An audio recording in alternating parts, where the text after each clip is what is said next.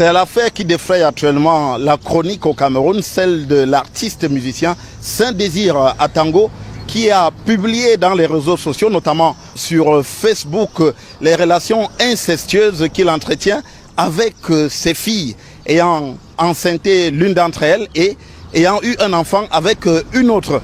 Alors lui-même a publié ces récits sordides sur les réseaux sociaux et a provoqué une indignation à travers l'ensemble du Cameroun. Et je peux vous dire que Saint-Désir Atango est désormais donc aux arrêts ici à la Légion de gendarmerie du centre. C'est jeudi dernier qu'il avait publié son récit, justifiant ces récits par le fait de vouloir briser les liens qui maintiennent l'Afrique en esclavage face à l'Occident.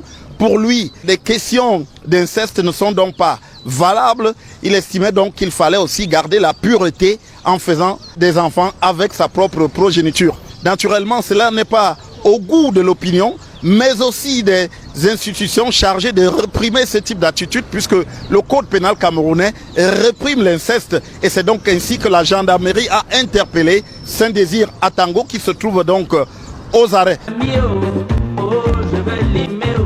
Saint-Désir Atango, on le connaît comme artiste musicien, déjà depuis au moins les années 90, avec des chansons qui, en réalisant les textes a posteriori, paraissaient déjà assez bizarres. Après son interpellation par la Légion de gendarmerie du centre, Saint-Désir Atango se trouve donc en garde à vue déjà pour 48 heures. Nous sommes fériés aujourd'hui, mais demain vendredi, nous serons bien dans les délais pour ces premières 48 heures. Mais le procureur de la République peut choisir de renouveler cette garde à vue pour disposer de plus d'informations sur le déroulement de cette affaire scabreuse avant de le faire venir devant lui.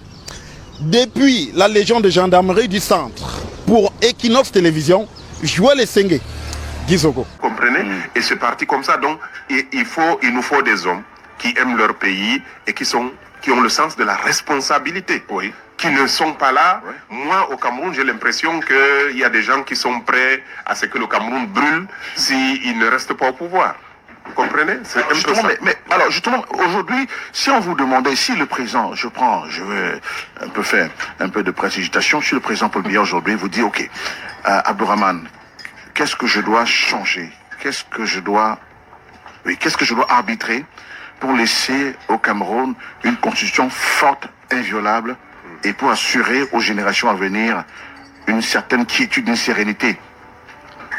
Quels sont les enjeux politiques d'aujourd'hui que je devrais régler? Non, le président Paul Biya nous doit une chose. Et s'il ne le fait pas, ce serait une erreur grave. Sortir par la grande porte en imposant que Elekam organise de vraies élections et que le Conseil constitutionnel proclame les résultats sortis des urnes. Et ça, il en a la capacité. Il peut imposer ça. S'il n'est pas candidat déjà, il aura la posture de l'arbitre et du patriarche qui peut peser. Vous comprenez? Un, c'est de ne pas d'abord se présenter. Et de deux, c'est d'imposer, puisque c'est des gens qu'il a nommés, il leur dit, écoutez, moi je veux de vraies élections.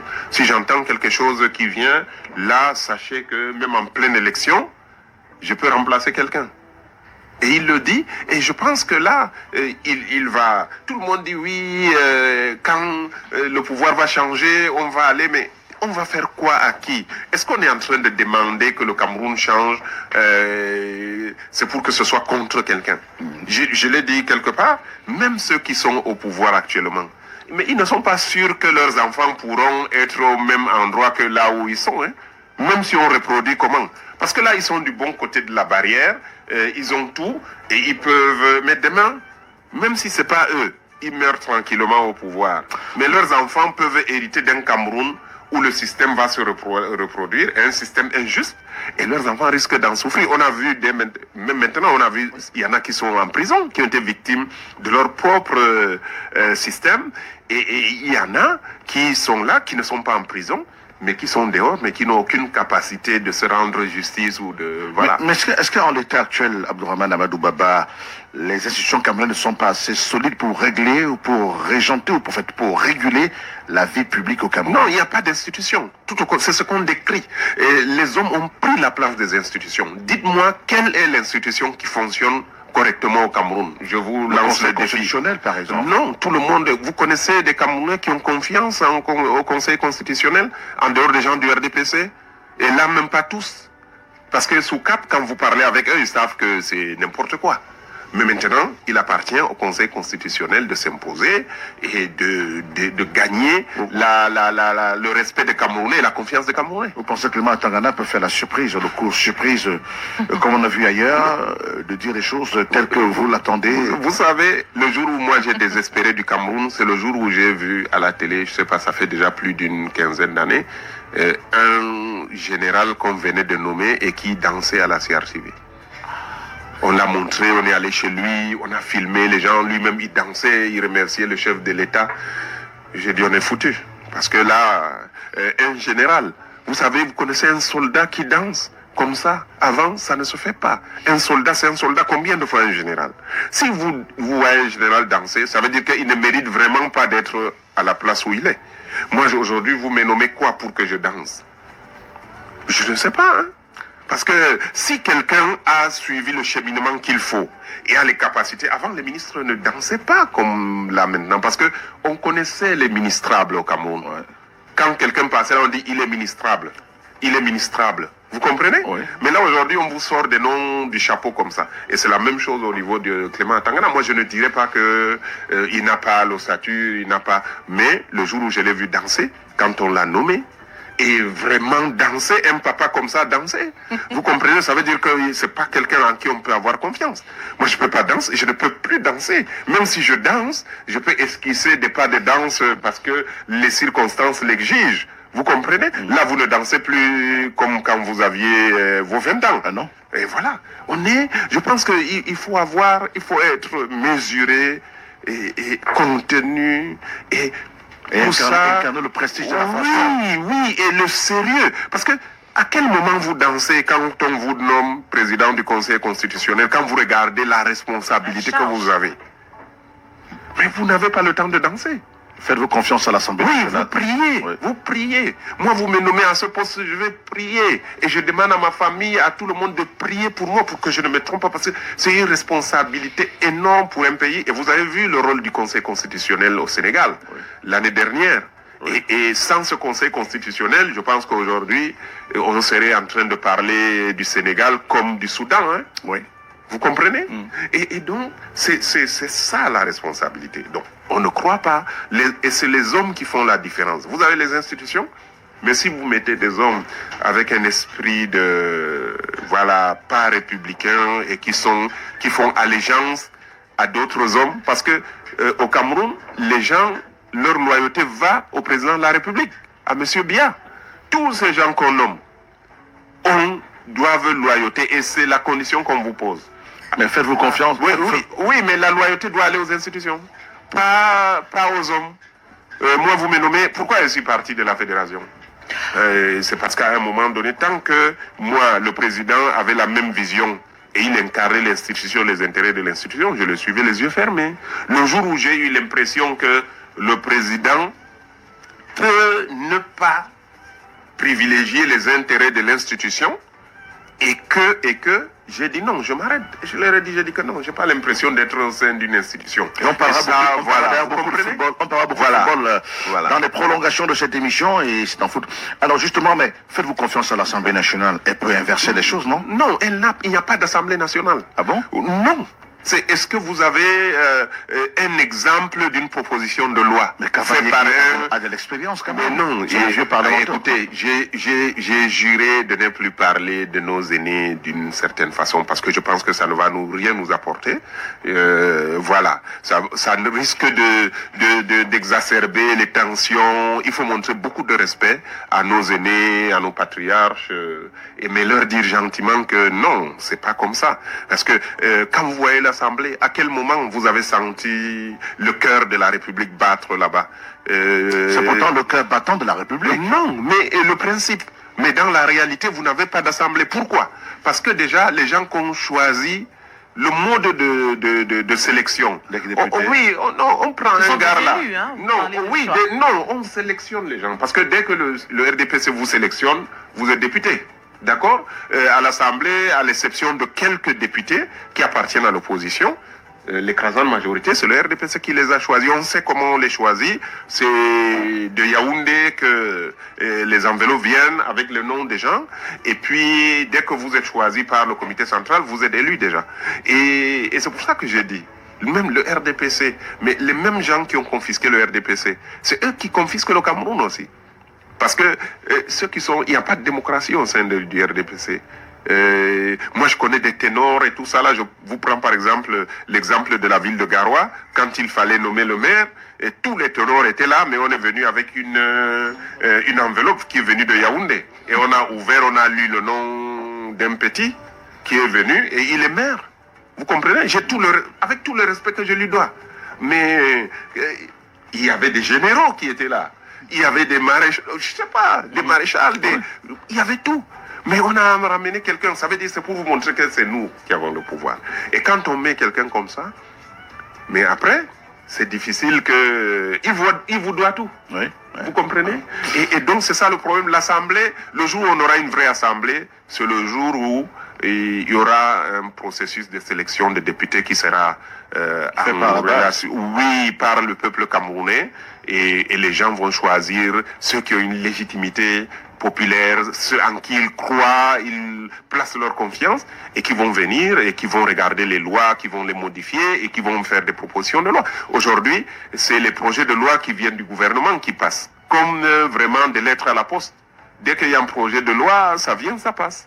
Dans la suite de cette émission, dans les prolongations, Abdourahmane Amadou Baba, nous allons évoquer justement le fonctionnement des institutions, la République telle qu'elle va, le secrétaire général, le ministre d'État, le secrétaire général de la présidence de la République qui ordonne au ministre des Finances de débloquer de l'argent au profit d'un maire pour refaire les routes. Où est donc le ministre de la Ville, Ketia Cortés? Où est le transport? Où sont les marchés publics dans la régulation de l'attribution des marchés? De ce type de situation, on en parlera également et on reviendra sur les sous-préfets, la sortie du sous-préfet qui a fait jaser la République. Nous parlerons également beaucoup de football aussi avec vous dans les prolongations de cette émission. Merci de rester en notre compagnie au Québec, au Canada. 24 000 au total déjà ces dernières années. Le Cameroun a fourni le plus grand contingent des immigrés au Canada. On dépasse le pays le plus peuplé. 15% de la population de Québec. On dépasse la Chine. Donc, on a dépassé même la Chine qui est le pays le plus peuplé du monde. Le Cameroun, dont vient en tête, dépasse également la France. Et quand on parle de la France, c'est les Français naturalisés. Donc, ce sont des Camerounais installés en France. Il y a une boutique là-bas. Installés également au Canada. Il y a une boutique là-bas qu'on appelle Bepanda, un quartier Bafang. Oui, je connais, il y a aussi Nobel. Voilà, j'étais pas loin de là. Voilà. Alors justement, Abdourahmane, lorsqu'il y a ces fuites de cerveau, et ce sont des gens qualifiés, formés, diplômés, médecins, ingénieurs, techniciens qualifiés, qu'ils s'en vont. Alors, quelle est votre première impression quand vous avez ce type d'information qui vous arrive? Vous savez, on peut voir les choses de plusieurs façons. Voilà. D'abord, le constat. Le constat, c'est qu'il y a un mal-vivre, un mal-être. Ceux qui partent aujourd'hui partent du Cameroun parce que le Cameroun est devenu invivable. Moi, je me souviens d'une période où moi, j'ai des amis qui ont refusé d'aller faire leurs études en France. Leurs parents avaient tout, ils ont même eu une bourse, mais le gars vous dit il fait trop froid. Lui, il est à Garoua là-bas, sous 45 degrés, il regarde la neige, il dit que non, il ne va jamais mettre les pieds là-bas. Et c'est ça. Et le niveau de vie du Camerounais en 1980 n'était pas loin du niveau de vie du Français. Donc, tout dépend de pourquoi les gens partent. Parce que partir, c'est pas forcément une mauvaise chose.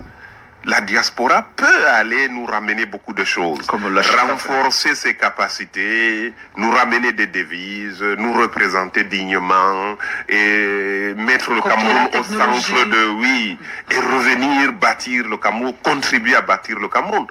Mais il faut que ce soit le fruit ou le résultat d'une politique bien planifiée. On peut devenir emergency. A new study finds harmful cancer-causing chemicals in certain synthetic braiding hair products. Channel 2's Audrey Washington spoke with some health experts and social justice scholars about why those harmful products, Audrey, are mostly marketed to black women. Right. The report about cancer-causing chemicals found in synthetic braiding hair is sending shockwaves through the beauty industry. But now, some health professionals believe these products that are targeted to black women and girls specifically are a form of environmental racism. You can dress it up or down because of the curls. By now, we've all seen them. The flashy beauty supply ads usually displayed in black neighborhoods that promote braiding hair products. But recently, some of those products were tested and the results are disturbing. Not knowing if I may be a candidate of cancer in the future or now, I don't know. A Consumer Reports study found cancer-causing chemicals in all 10 brands of braiding hair tested. 3 had the chemical benzene. Benzene is mostly linked to leukemias. Chemist and Emory University professor of environmental health, Carmen Marcet, explained how the chemical disrupts the body. And it's this chemical that can go in and bind to your DNA and lead to mutations. And so it's that what could go on to form a cancer. We reached out to all 10 companies whose products were tested. Only 2 responded. Both companies stated their products are safe and questioned the testing methods. But Dr. Marcet says benzene doesn't need to be ingested in order to be harmful. It's near your face, so that's in your breathing zone. In 2024, I first spoke with Dr. Marcet after the FDA proposed a ban on certain chemical hair straighteners that were found to cause cancer. Those products mostly marketed and used by black women and girls. So I had to ask, is the placement of these products in majority black communities a form of environmental racism? I think it plays a big part. I mean, it's really a history of these types of products being marketed to black women. It's the pollutant, it's the toxin. Professor Dr. Tara Taylor with Morehouse College. I would definitely say that racism is at the core with regards to when any time a particular group is disproportionately impacted. This is, in my mind, a public health emergency. Dermatologist Dr. Aaliyah Brown has treated patients who developed serious scalp and hand rashes from synthetic braids. She says the rashes combined with the new cancer risk should sound health alarms nationwide. Unfortunately, there also are some biases that exist with healthcare and people of color and disparities. Hairstylist Dion James tells me she developed health issues after decades of braiding and inhaling fumes from synthetic hair. I have suffered from benign tumors, so now I'm starting to think that maybe it may correlate to the hair. Is this braiding hair poisoning black women? Of course it is.